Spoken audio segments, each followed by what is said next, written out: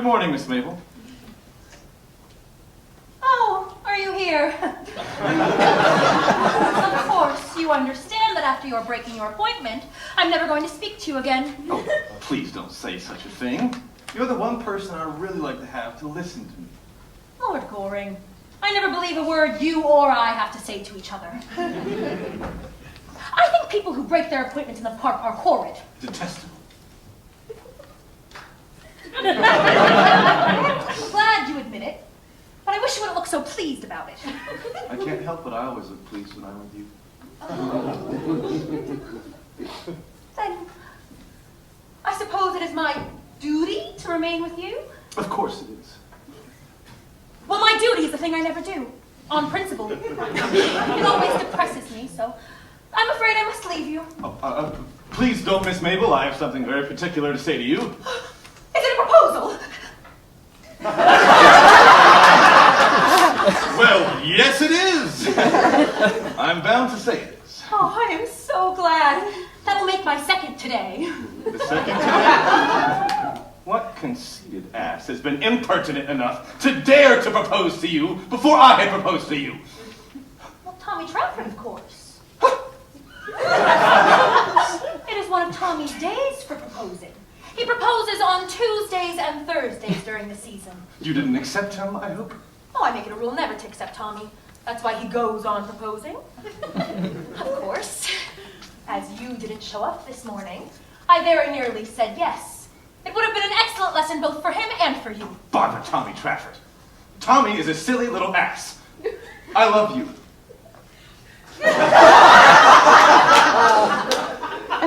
I know. And I think you might have mentioned it before. I'm sure I've given you heaps of opportunities. Mabel, I have said I loved you. Can't you love me a little in return? You silly Arthur. If you knew anything about anything which you don't, you would know that I adore you. Everyone in London knows it except you. It's a public scandal the way I adore you. Oh, dear. Did you know I was awfully afraid of being refused? Of course, I'm not nearly good enough for you, Mabel. So glad, darling. I was afraid you were. I'm a little over 30. Dear, you look weeks younger than that. That's sweet of you to say so. And I must tell you frankly that I'm fearfully extravagant. But so am I, Arthur. So we're sure to agree. Now, I must go and see Gertrude. Oh, must you really? Yes. Stay here. Don't stir.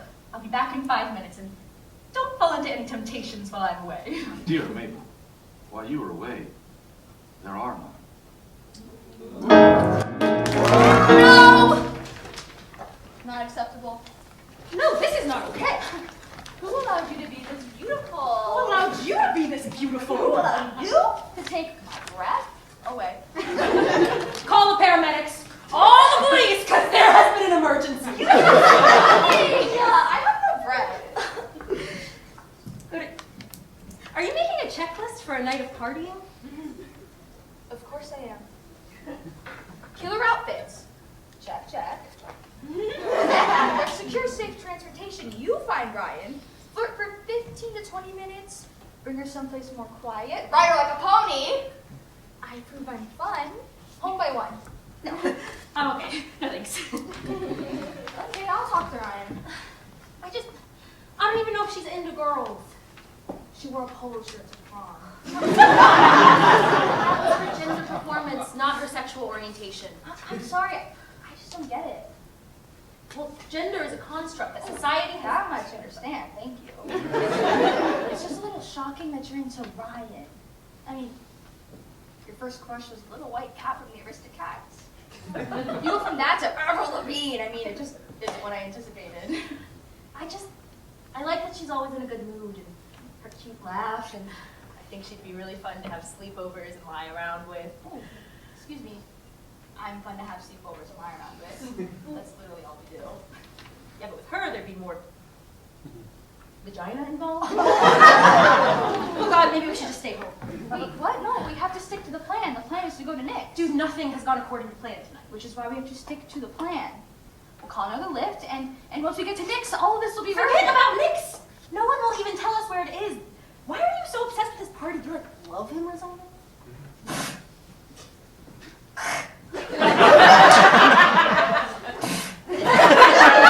I hate Nick. Do you use disgust to cover up a deep desire? No. How many times did you talk about him today? I don't like him.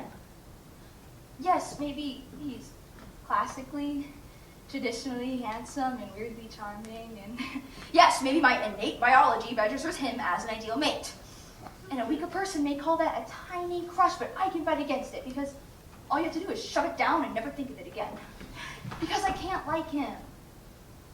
Because he's a jock who only cares about being cool and having fun and doesn't want people like me at his parties because I'm a butter person. Don't you dare say that about my best friend! What the fuck? If you ever say anything like that about yourself again, I will fucking lay you out.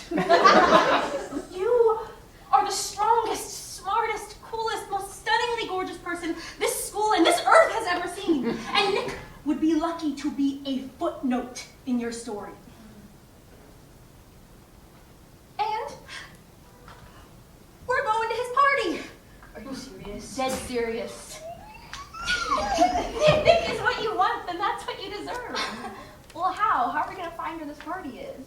By doing what we do best. Motherfucking homework!